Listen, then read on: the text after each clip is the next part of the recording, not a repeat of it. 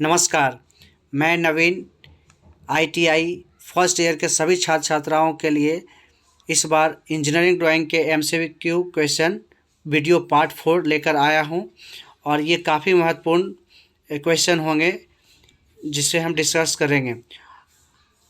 आगे जो भी आपके एग्जामिनेशन आने वाले हैं उसके मद्देनज़र काफ़ी इम्पोर्टेंस होंगे और वीडियो को स्किप ना करें, पूरा वीडियो देखें और प्रत्येक क्वेश्चन को गंभीरता से समझें। पहला क्वेश्चन आपके स्क्रीन पे दिखाई पड़ रहा होगा, ठीक है। पहला क्वेश्चन है, सेट स्क्वायर का प्रयोग टी स्क्वायर की सहायता से सीधी रेखा बनाने के अतिरिक्त और क्या काम में आते हैं, ये बताएं। पहला है ऊर्ध्वाधर रेखा, क्षैतिज रेखा, तिरछी रेखा, ये सभी। तो इसका राइट आंसर जो है हो जाएगा ये सभी, क्योंकि सेट स्क्वायर्स की सहायता से तो मतलब इसमें से सभी बना ही सकते थे, लेकिन टी स्क्वायर की सहायता से सीधी रेखा के अलावा हम तिरछी रेखा भी खींच सकते हैं, ऊर्ध्वाधर रेखा यानी कि वर्टिकल लाइन भी खींच सकते हैं और हॉरिजॉन्टल लाइन भी खींच सकते हैं, ठीक है। चलते हैं अब अगले क्वेश्चन की ओर। दूसरा नंबर क्वेश्चन है, चित्र में दिखाए गए अक्षर का प्रकार क्या है। यानी कि इसमें जो आप लेटरिंग में पढ़े होंगे, लेटरिंग में जो अक्षरण किया हुआ है तो ये किस प्रकार का है, इसका नाम बताना है, ठीक है। तो इसमें आप देख रहे होंगे कि जो ए हमारा लिखा हुआ है या बी लिखा हुआ है, सभी समांतर मोटाई का नहीं लिखा हुआ है, ठीक है। कहीं मोटा कहीं पतला थोड़ा सा लिखा हुआ है ना। आप देख रहे होंगे, मतलब जो है देखिए जी में ही देखिए आप, ठीक है। तो जी को जो है किनारे वाला भाग में देखिए मतलब जो थोड़ा मोटा है, ठीक है। उसके बगल वाला भाग देखिए मतलब जो थोड़ा पतला है। तो इस टाइप के हम लेटर को हम क्या बोलते हैं ना, रोमन, ठीक है। रोमन लेटरिंग बोलते हैं, यानी कि रोमन प्रकार का ये अक्षर है, ठीक है। तो ये ऑप्शन नंबर बी इसका राइट आंसर हो जाएगा, ठीक है। अब अगले क्वेश्चन पे चलते हैं। तीसरा नंबर क्वेश्चन है, दोनों विपरीत भुजाएं बराबर और समानांतर हैं और चारों कोण समकोण है, यह आकृति कहलाती है एक। दोनों भुजा जो विपरीत वाला है वो बराबर है और समानांतर है। कहने का मतलब जो है चारों भुजाएं समानांतर नहीं है, लेकिन दो जो मतलब जो है विपरीत दिशा में है वो समानांतर है और बराबर है और समानांतर है। यानी कि इसका ऑप्शन नंबर डी जो है हमारा राइट आंसर हो जाएगा आयत। क्योंकि अगर चारों भुजाएं बराबर रहती है हमारे और समानांतर होती है एक दूसरे के तो वर्ग हो जाती, लेकिन यहाँ पे क्या है कि विपरीत दिशा वाला भुजा बराबर है और समानांतर है, इसमें इसका राइट आंसर हो जाएगा हमारा डी आयत, ठीक है। अब अगले क्वेश्चन पे चलते हैं। Question number 4। क्वेश्चन नंबर 4 कह रहा है, एक वस्तु के आइसोमेट्रिक व्यू में तीर चिन्ह के अनुसार सामने का सही दृश्य बनाएं। यानी कि आप जब ऑर्थोग्राफिक प्रोजेक्शन जब पढ़ रहे थे या बना रहे थे, ठीक है, फर्स्ट एंगल या थर्ड एंगल में, तो उसमें जो सामने वाला आकृति होता था मतलब जो है वो भाग बनाना होता था जिसको हम फ्रंट बोलते थे। तो ये आपको अभी बनाना है, ठीक है। इसमें तो इसमें क्या होगा आकृति, तो अभी सामने में देखिए कि ये सामने वाला जो भाग हमारा है ये वाला कुछ इस प्रकार का पहले सामने में दिखेगा, ठीक है। उसके बाद नीचे और आया है थोड़ा सा, फिर इस प्रकार है, फिर ये वाला भाग और ये वाला भाग को हमको यहाँ और यहाँ दिखाना है, ठीक है। ये गैप है। तो देखिए अभी जो हम बनाए हैं उस फिगर को वो किस ऑप्शन से मैच करता है उसको देखना है, ठीक है। तो ऑप्शन नंबर जो 4 हमारा डी वाला उससे मैच कर रहा है, यानी कि ये डी होगा आंसर, ठीक है। अब चलते हैं अगले क्वेश्चन की ओर।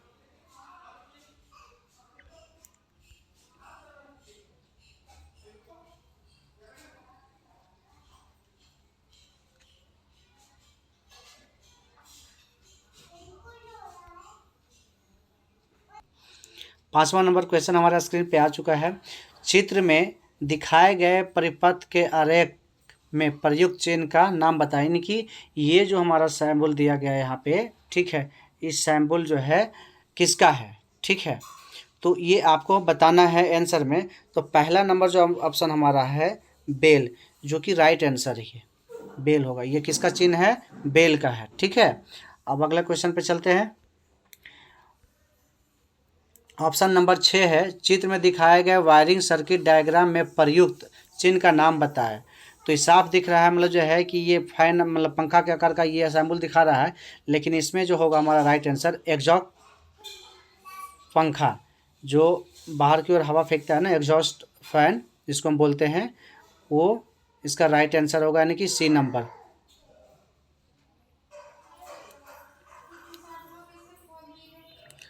अब चलते हैं अगले क्वेश्चन पे।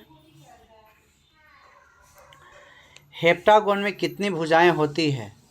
हेप्टागोन में कितनी भुजाएं होती है? तो हेप्टागोन में 7 भुजाएं होती है, ठीक है। तो इसका राइट आंसर सी नंबर हो जाएगा, ठीक है। अब चलते हैं 8वें नंबर क्वेश्चन पे। 8वां नंबर हमारा क्वेश्चन क्या कह रहा है? वायरिंग के विद्युत इंस्टॉलेशन में प्रयुक्त द्विमार्गी स्विच के चिन्ह को पहचाने। वायरिंग के विद्युत इंस्टॉलेशन में प्रयुक्त द्विमार्गी स्विच के चिन्ह को पहचाने। इसका राइट आंसर हो जाएगा ऑप्शन नंबर सी ही, ठीक है। ये हमारा जो चिन्ह है, ये हमारा क्या है? द्विमार्गी स्विच का जो है चिन्ह है, ठीक है। राइट आंसर हमारा हो जाएगा ऑप्शन नंबर सी। अब चलते हैं अगले क्वेश्चन पे।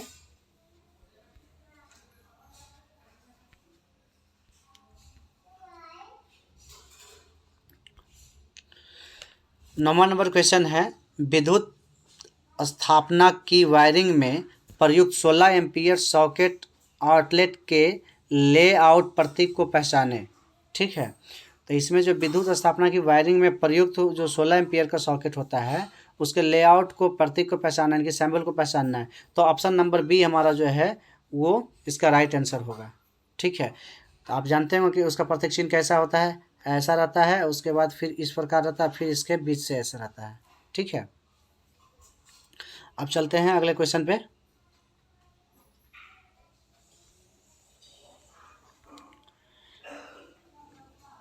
अगला क्वेश्चन है, D2 ड्राइंग बोर्ड के मानक आकार को पहचानिए।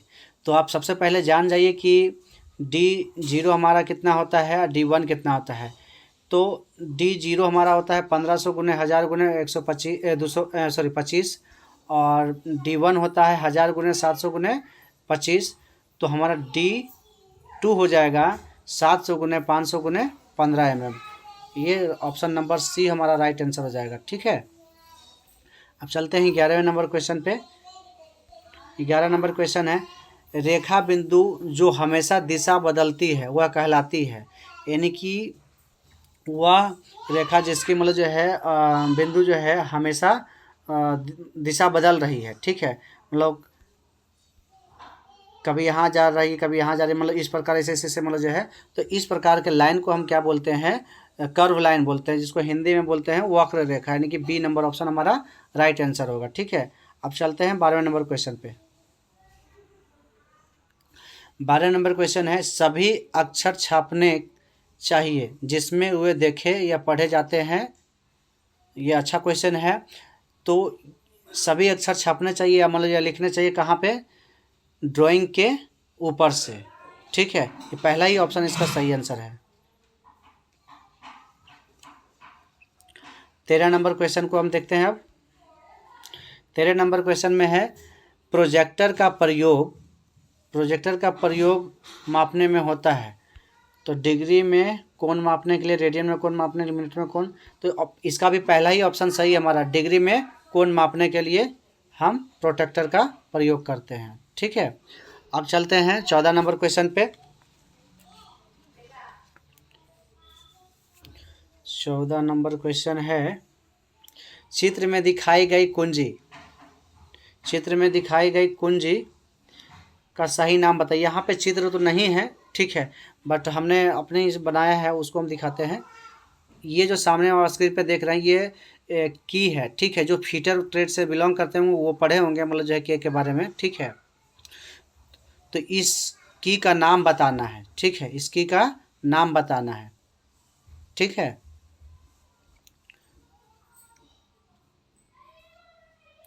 तो ये जो अभी सामने में देखे थे वो कौन सा की था? तो हमारा वो फाइदर की था। पहला ही ऑप्शन इसका भी राइट आंसर होगा। पहला ऑप्शन क्या हमारा होगा? राइट आंसर होगा, ठीक है। अब चलते हैं 15 नंबर क्वेश्चन पे। 15 नंबर क्वेश्चन का रहा है, अधिकतम 40 mm शाफ्ट की व्यास के लिए अधिकतम चौड़ाई की वुड रूफ का प्रयोग किया जाता है, कुंजी का प्रयोग किया जाता है, ठीक है। तो जो अधिकतम जो है हमारा 40 मतलब जो व्यास का एक शाफ्ट है, जिसको जोड़ने के लिए हम किस कुंजी का प्रयोग करेंगे, जिसका मतलब जो है चौड़ाई कितना होना चाहिए अधिकतम, तो 10 होना चाहिए। कितना होना चाहिए? 10 यानी कि राइट आंसर हमारा हो जाएगा बी नंबर ऑप्शन, ठीक है। अब चलते हैं 16 नंबर क्वेश्चन पे। 16 नंबर क्वेश्चन हमारा कह रहा है चित्र में दिखाए गए चित्र में एक चिन्हित भाग का नाम बताएं, ठीक है। तो जो यहाँ से यहाँ तक के जो दूरी दिखा रहा है, ठीक है, आप देख रहे होंगे हेड से लेके यहाँ तक, इस भाग का नाम क्या है? तो इस भाग का नाम हमें बताना है। बोल्ट की लंबाई, थ्रेड भाग की लंबाई, पीच थ्रेड की लंबाई, अनथ्रेड भाग की लंबाई। तो ये हमारा हो जाएगा बोल्ट का लंबाई हो जाएगा। ऑप्शन नंबर ए जो हमारा होगा ये राइट आंसर हो जाएगा। ऑप्शन नंबर ए हमारा क्या होगा? राइट आंसर हो जाएगा, ठीक है। अब चलते हैं 17 नंबर क्वेश्चन पे। रिवेट बनाने में किस धातु का प्रयोग होता है? रिवेट बनाने में किस धातु का प्रयोग होता है? ये सारे भी क्वेश्चन जो आ रहे हैं फिटर ट्रेड से संबंधित ही है, ठीक है, लेकिन पढ़ना तो सभी ट्रेड के लिए अनिवार्य है, इसके बारे में जानना। अब जो है 17 नंबर क्वेश्चन जो है रिवेट बनाने में किस धातु का प्रयोग होता है? तो आप फिटर ट्रेड वाला तो आप जान गए होंगे कि इसका प्रयोग किसका प्रयोग किया जाता है? माइल्ड स्टील का प्रयोग किया जाता है, यानी कि ऑप्शन नंबर बी जो हमारा है राइट आंसर होगा, ठीक है। अब चलते हैं अगले क्वेश्चन पे हम।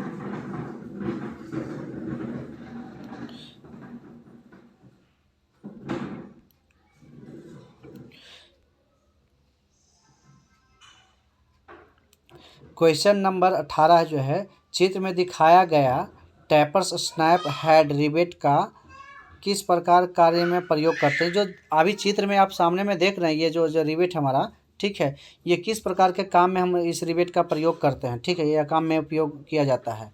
तो नीचे हम ऑप्शन को देखेंगे। पहले ऑप्शन है हमारा शिप बनाने के कार्य में, सामान्य कार्य में, बॉयलर को जोड़ने के कार्य में, या स्टील ट्रस कार्य में। तो इसका राइट आंसर हो जाएगा सी नंबर ऑप्शन जो है बॉयलर के जोड़ने के कार्य में, ठीक है।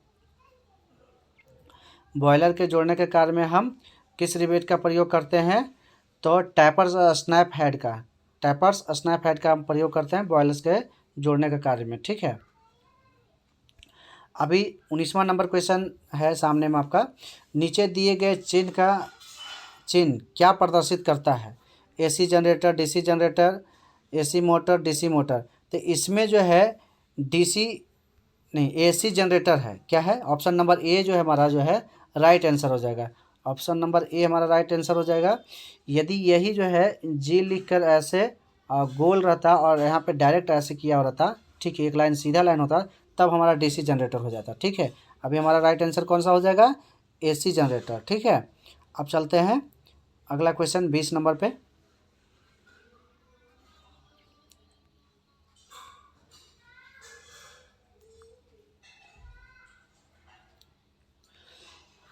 बीस नंबर वाला क्वेश्चन है हमारा चित्र में दिखाया गया प्रदर्शित करता है, चित्र में दिखाया गया चिन्ह प्रदर्शित करता है क्या?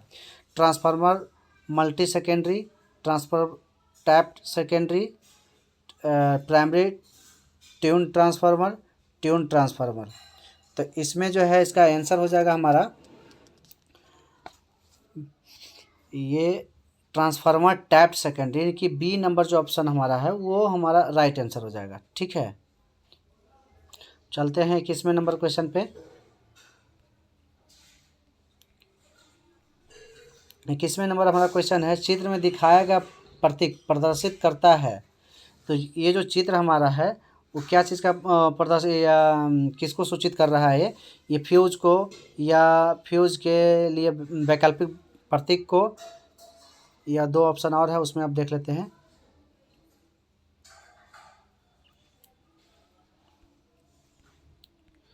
फ्यूज के लिए वैकल्पिक प्रतीक जहां सप्लाई साइड मोटी रेखा में अंकित किया गया है, फ्यूज के लिए वैकल्पिक प्रतीक जहां लोड साइड को मोटी रेखा से अंकित किया गया है।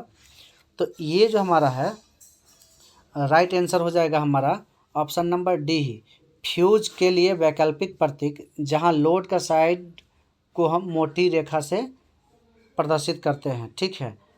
इस सीन में लोड को हम मोटी रेखा से प्रदर्शित करते हैं, ठीक है। अब चलते हैं हम 22वें नंबर क्वेश्चन पे।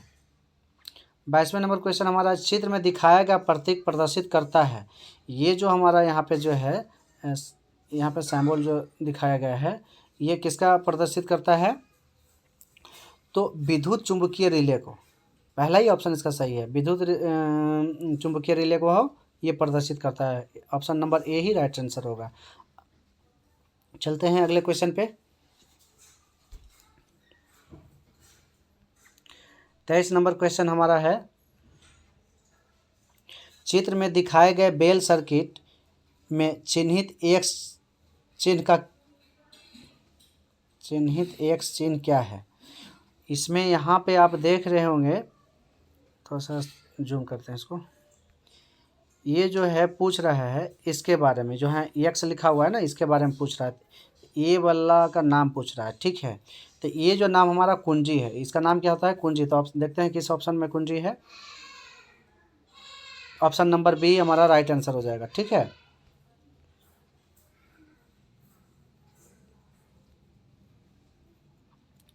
चलते हैं हम अगले नंबर क्वेश्चन पे।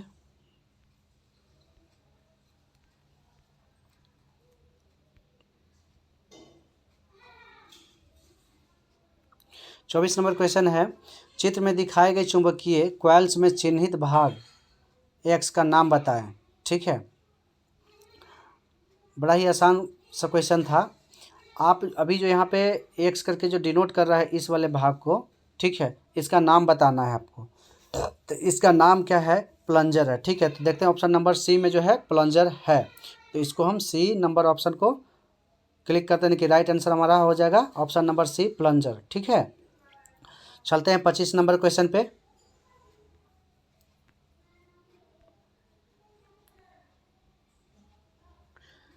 पच्चीसवां नंबर क्वेश्चन है, चित्र में दिखाए गए डीसी जनरेटर में एक्स अंकित भाग का नाम क्या है? आप देखिए, इसको थोड़ा सा जूम करते हैं। इसका नाम बताना, इसका नाम, ठीक है।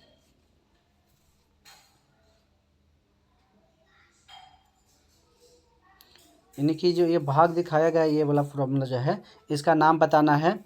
तो ऑप्शन नंबर में चलते हैं। ऑप्शन नंबर ए है आर्मेचर कुंडली, बी है क्षेत्र की कुंडली, सी है आर्मेचर चालक और डी है क्षेत्र ध्रुव। तो इस क्वेश्चन का आंसर आपको कमेंट बॉक्स में देना है कि इसका आंसर क्या होगा। यदि जानकारी चाहिए हमसे तो कमेंट बॉक्स में ही पूछें। वीडियो अच्छा लगा तो दूसरे तक भी शेयर करें और चैनल को सब्सक्राइब करें। धन्यवाद।